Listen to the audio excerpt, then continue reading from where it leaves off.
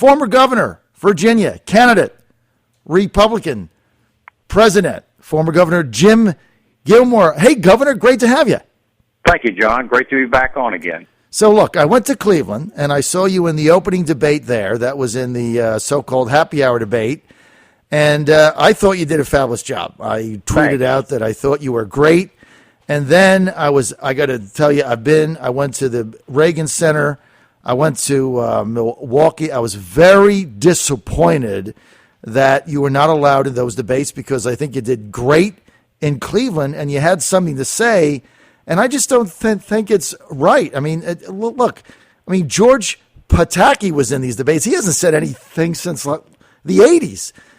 What happened with it? I mean, and look, it isn't anything, but he just doesn't have anything to say. So I think you got screwed in this deal. Well, sure, but what happened was the RNC has tried to rig the nomination process together with the establishment press people and the people who are running the cable shows, and they decided to set some standards that included some people and excluded others. And it isn't just me. The last debate, they took out Graham and they took out Pataki, and, of course, Jindal has been so smothered he had to actually quit the race. Mm-hmm. And, the fact is it doesn't matter. What does matter is that I have the experience and the ideas to lead the nation. I'm a Virginian in the race that can actually be the president. So I'm going to continue to put it out there, John. I'm going to continue to talk about the real challenges that are facing this country, the anemic, economy across the United States, the decline of American military power, and the need to build it up and to really take advantage of the great assets we have right there in Hampton Roads, and to address this international guerrilla warfare that we're seeing with ISIS and Al-Qaeda and the other challenges that I have the actual experience with that the other candidates don't. Okay, Governor, I want to get right to the ISIS situation. They have land. They have resources. They've got billions of dollars because of the land that they have. They have an army, and they're attacking Americans. Why wouldn't we declare war on them? Well, the real challenge we're seeing, John, is that this is an international guerrilla movement. And yes, ISIS sort of looks like a state, but they're not really a state. They're an international criminal cult. They're an international religious, crazy, radical Islamist cult. And the real danger, look, first of all, we really should be working with our allies to squeeze them back into small areas and destroy them and kill them because they're barbarians. They're savages. They're cutting people's heads off. They're enslaving women. They're doing awful, barbaric, Middle Ages type of things, and it has to be destroyed. And as president, I will do that. But we can't overlook the other part of it, which is that they have followers internationally everywhere in the world that are capable of taking some type of action with firearms or otherwise, or with bombs, just like we saw in the Boston bombing, just like we have seen in Paris, which is a terrible wake-up call for us. It's going to require genuine, decisive presidential leadership and somebody who has actual experience, which I do. And these other Republican candidates that are trooping around out there and running their mouths just don't have any experience to deal with these challenges. I do. I'm a United States Army veteran. I was governor during the 9/11 attack in Virginia when the Pentagon was struck. I've been all over the world, and I chaired the National Commission on Homeland Security for the United States, and I know what to do. And these other candidates, frankly, are just all mouth. So let's get to your specific actions. Governor Gilmore, if you were president, let's start with ISIS as it is now, controlling land. What would a President Gilmore actually do? Well, first of all, with respect to the people in Syria, you've got to put a cordon around these people. And with the Russians having been struck with the airplane at Sharm el-Sheikh in Egypt, with the French having been struck in Paris, this is not just an American fight at this point. And furthermore, we have allies also in the Middle East that we need to encourage. The President of the United States ought to be building a new Middle East NATO. I believe we can do that with American leadership and now with French leadership and British leadership. I don't know about the Russians. They're playing a different game, and so a real experience would demonstrate that. You don't want to build up their influence in the Middle East. But first of all, you put a cordon around these people and then begin to squeeze them in and destroy them. Capture as many as possible because we want to put them on trial and hang them. But the main thing to do right now is to destroy these people and kill them. And then you cannot overlook the other piece of it, which is to build up our military intelligence, our domestic intelligence, their FBI, the NSA, the people who can actually protect us here at home, and then be prepared to track these people down as they begin to engage in conspiracies and either arrest or kill them. So America is going, at this point, is engaged. We're at war, John. The French are too. Western civilization is under attack, and that is the reality, and the time has come to step up to the plate. Okay, so let's get to back to what you said, putting a ring around them and squeezing them out. To do that, it's going to take troops. Who's going to supply the troops? I think everybody can supply the troops. These people are a danger to all of us, and with real decisive American presidential leadership, you can actually highlight the threat and begin to build the international coalition that's going to be necessary to stamp these people down.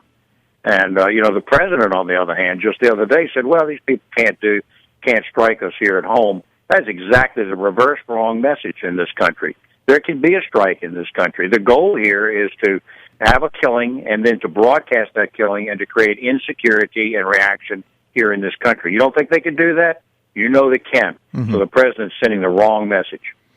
So the other piece of it, which is the guerrilla aspect, Governor Gilmore, that you mentioned, yes. You're calling for increased NSA surveillance, wiretapping, things like that. Senator Rand Paul from Kentucky has said, wait a minute, this is just another reason for us to give away our freedom and our liberties.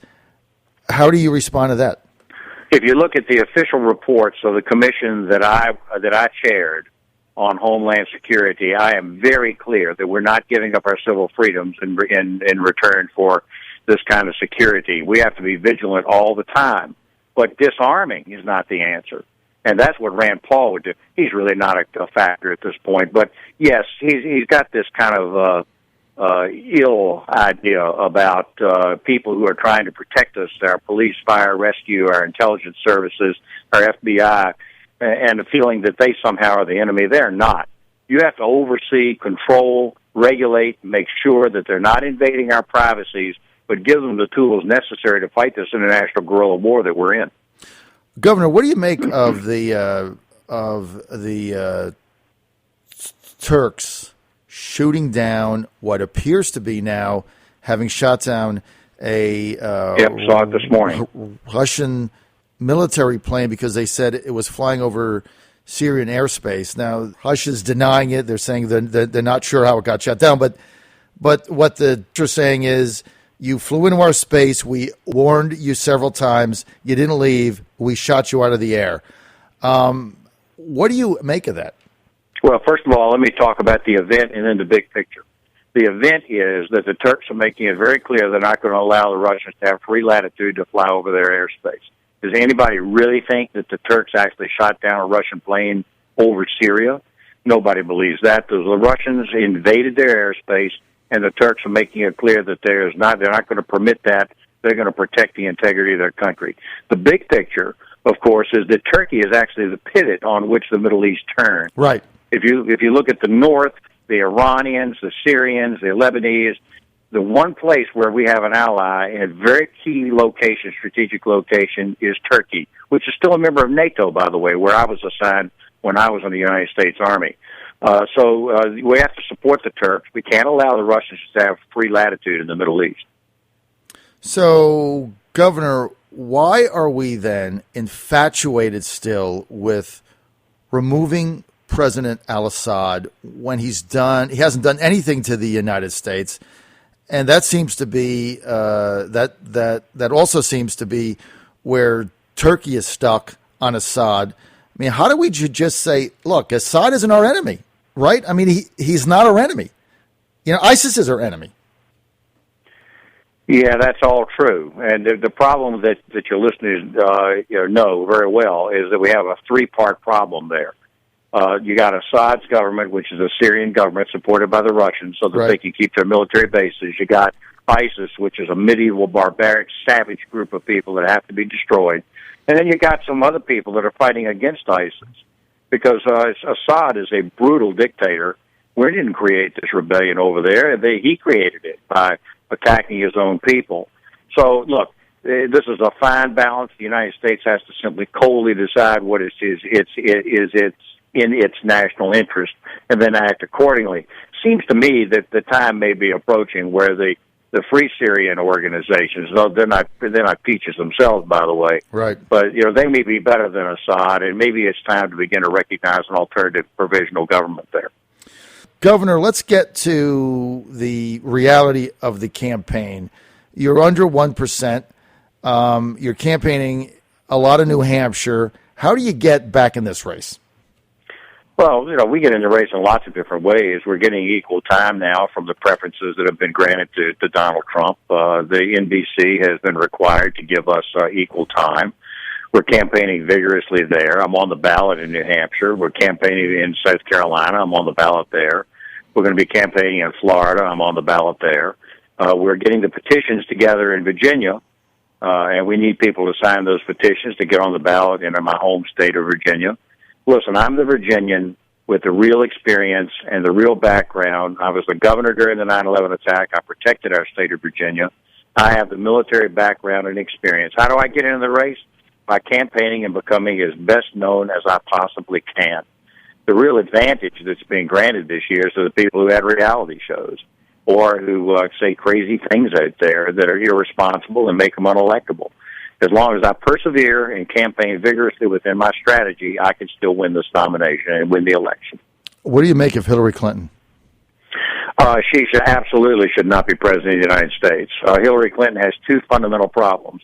The first is she's not trustworthy. And in April, I said that she was disqualified. She has disqualified herself from the race and should withdraw from the race. And the reason is by destroying her emails at the time that she was running an international foundation while she was Secretary of State, she made it impossible to instill trust in the American people. Her second problem is she's anti-free enterprise. If you listen to her, she and Bernie Sanders have the same economic ideas, which is anti-entrepreneurship, anti-free enterprise, government control, and stifling business growth. That's what creates unemployment. That's what creates the necessity for a welfare state. She's absolutely the wrong direction for this country, and she must be defeated in November.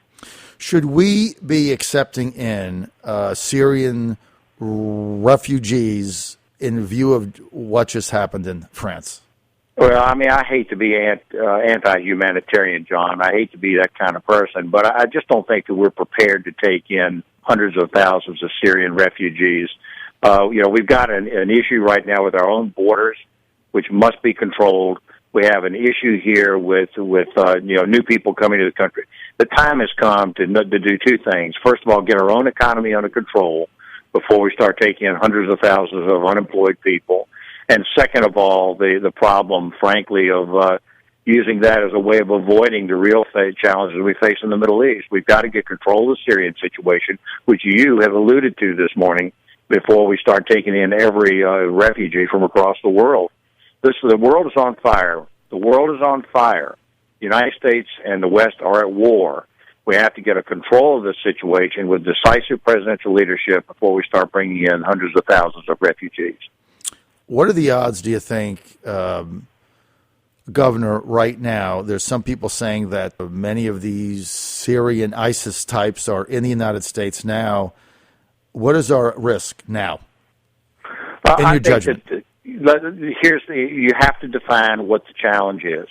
And the challenge is if any small group of people can take any type of firearm or bomb or knife, which you're seeing right now in Israel, these kinds of problems, and then create a death or an issue or a massacre, and then get broadcast all over the world, which instills fear and uncertainty in people in their own government. That's their goal. Can they do that? Yes, they can.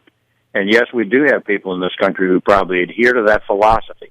So, listen, we don't have to be panicky or anything. We simply have to be strong and decisive and understand that this is a real conflict and it cannot be ignored. If you became president, I've got a couple more minutes, so this is my final question. Yes, sir. Economically, right now, you ran for governor of Virginia, and you had a economic policy that was lower taxes and getting rid of the tag tax that everybody hates, right? The car tax. You only got 50% of it done. Now, if you were, when we get to the Jim Gilmore economic policy for America, what is it? Well, first of all, I got 70% of it done, and that was in 4 years that you're permitted under the Virginia Constitution. After I left a phase-out plan for the remaining of it, and then Mark Warner just simply didn't do it. So first of all, I kept my word, and I did what I said, and I delivered real value back into people's pockets, which they're still getting to this very day. And second of all, yes, my economic plan would be to build up the economy of this country and make us in a position where we can actually be strong in the world. And that means a tax cut policy to reform our personal taxes, to make it simpler and flatter. Secondly, the business taxes of only 15%, which makes us competitive in the world. Eliminate the death tax. And with one or two additional tweaks, we know from our economists that we will grow the economy. And that's what we need to do. People are more uncertain, and young people are not getting the start that they deserve. We're threatening a lost generation here, and it requires strong presidential leadership to build up the economy and create more jobs. And it's simultaneously you have to deal with the international crisis that we're facing. Very few candidates in this presidential race have the ability or the experience or the background to do that. I do. And the Virginians have a bonus. They can actually have a Virginian in the race who can actually credibly fight for this country and put forward the ideas that we Virginians hold dear. Well, in order to do that, sir, the first thing you have to do is get on the ballot, right? So You bet. In order to do that, if anybody's out there now, jot this down, go to GilmoreForAmerica.com, and his petition to get on the ballot in Virginia is there. That's GILMORE4America.com.